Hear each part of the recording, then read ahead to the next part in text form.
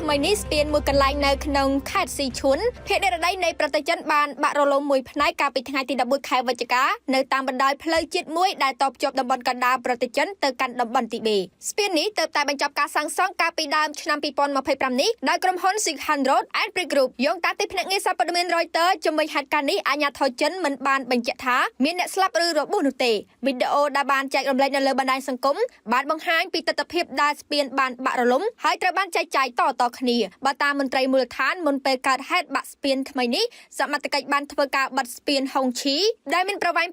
758ម៉ែត្ររួចហើយកាលពីមួយថ្ងៃមុនក្រោយកត់សម្គាល់ឃើញមានស្នាមប្រេះនៅលើជម្រាលភ្នំនិងផ្លូវក្បែរនោះនៅថ្ងៃអង្គារស្ថានភាពកាន់តែអាក្រក់ឡើងដោយមានការបាក់ដីដែលបង្កឲ្យស្ពាននិងផ្លូវត្រូវបាក់រលំនិងខូចខាតផងដែរ